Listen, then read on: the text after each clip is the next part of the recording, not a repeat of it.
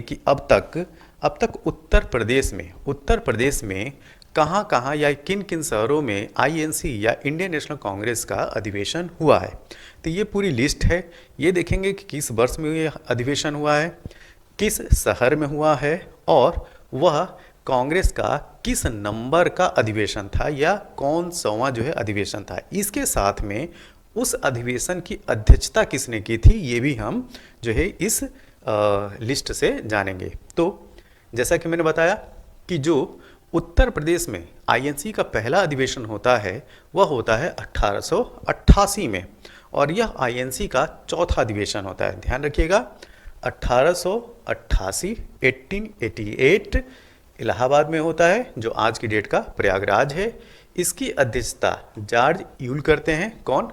George Yule. और यहाँ पे जो ध्यान रखने वाली बात है कि इंडियन नेशनल कांग्रेस की अध्यक्षता किसी अंग्रेज के द्वारा पहली बार कब किया गया? 1888 में इलाहाबाद में।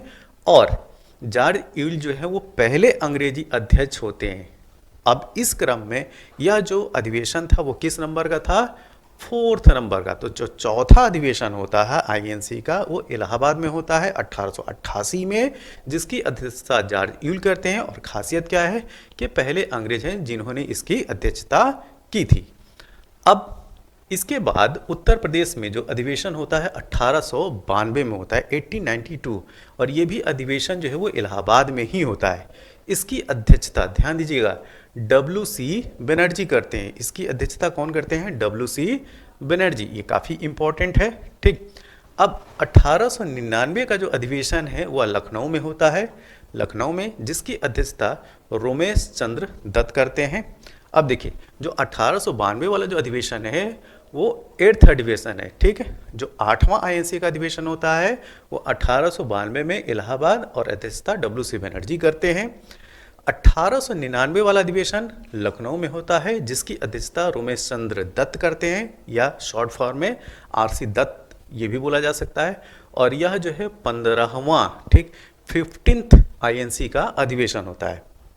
इसके बाद में 1905 में बनारस में, उत्तर प्रदेश के शहर बनारस में अधिवेशन होता है और इसकी अध्यक्षता गोपाल कृष्ण गोखले। कौन? गोपाल कृष्ण गोखले, जिनको महात्मा गांधी का पॉलिटिकल गुरु भी बोला जाता है। ठीक है।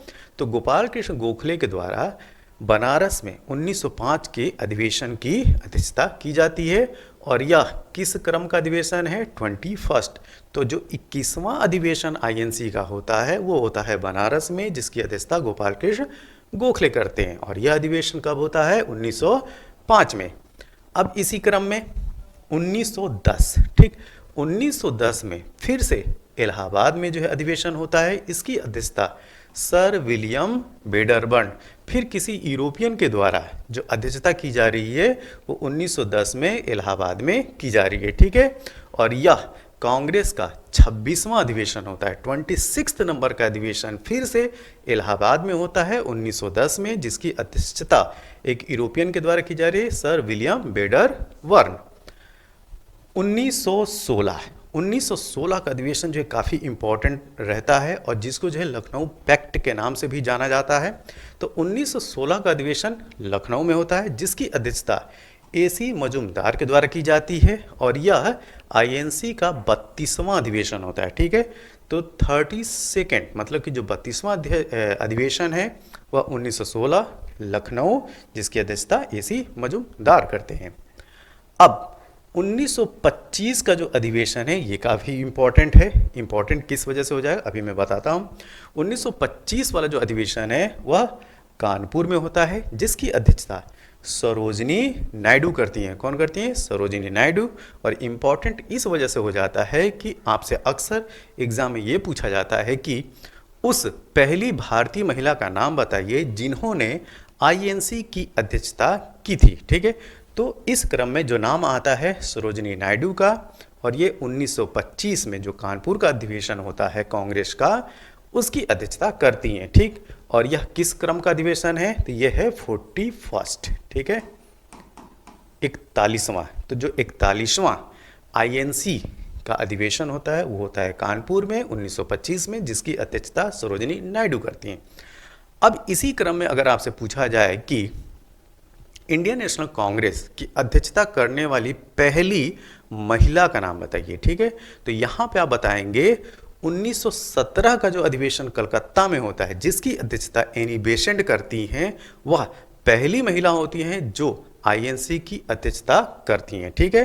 तो पहली महिला के तौर पे एनी बेसेंट का नाम, और किस वर्ष 1917, और कौन सा अधिवेशन होगा 33, मतलब कि 33वां जो अधिवेशन कानपुर में कलकत्ता में होता है 1917 में, उसकी अध्यक्षता एनी बेसेंट करती हैं, और एनी बेसेंट आईएनसी की अध्यक्षता करने वाली पहली महिला है। लेकिन अगर आपसे पूछा जाए कि पहली भारतीय महिला जिन्होंने आईएनसी की अध्यक्षता की थी, तो सरोजिनी नायडू का नाम बताइएगा, जिसकी जो है 1925 में कानपुर के अधिवेशन की अध्यक्षता करती हैं। अब चलते हैं आगे। 1936 का जो अधिवेशन होता है वो लखनऊ में होता है। कहाँ पे? लखनऊ में, और जिसकी अध्यक्षता जवाहरलाल नेहरू के द्वारा की जाती है, और यह अपने क्रम का 50वां, ठीक है, ये भी इम्पॉर्टेंट है, ठीक है। तो जो 50वां जो 50th जो अधिवेशन होता है एनसी का, वो लखनऊ में, जिसकी अध्यक्षता जवाहरलाल नेहरू के द्वारा की जाती है, और यह 1936 में होता है। 1946 1946 ये भी इम्पॉर्टेंट है। 1946 का जो अधिवेशन है वो मेरठ में, जिसकी अध्यक्षता जेबी कृपलानी के द्वारा की जाती है, और ध्यान रखिएगा आज़ादी से पहले, ठीक है, आज़ादी से पहले आईएनसी का जो अंतिम अधिवेशन होता है, ध्यान दीजिएगा, इंडियन नेशनल कांग्रेस का जो अंतिम अधिवेशन होता है 1946 में कहाँ होता है? मेरठ में, जिसकी अध्यक्षता जेबी कृपलानी करते हैं। अब इस लिस्ट में हम कुछ इम्पॉर्टेंट बात और निकाल के आएंगे। क्या? अगर आपसे पूछा जाए कि इलाहाबाद में हुए टोटल कितने अधिवेशन हुए, ठीक, तो 1888 का 1, 1892 का 2, 1910 का 3, तो 3 अधिवेशन जो है इलाहाबाद में हुए हैं, तो ये याद रखिए।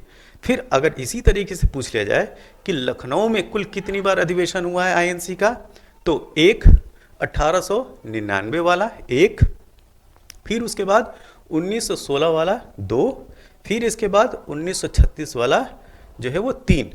तो 3 अधिवेशन जो है वो इलाहाबाद में होते हैं और 3 अधिवेशन लखनऊ में। तो इस तरीके से भी अगर प्रश्न पूछे जाएं तो इस तरह के फैक्ट को जो है अपने दिमाग में रखना है। अब चलते हैं अगले क्वेश्चन की तरफ। हाँ, एक और चीज़ याद रखिएगा, ये जो आखिरी अधिवेशन होता है, ध्यान दीजिएगा, 1946 में मेरठ में, वह अपने क्रम का 55वां, ठीक, 55th आईएनसी का अधिवेशन होता है, ठीक है। अब चलते हैं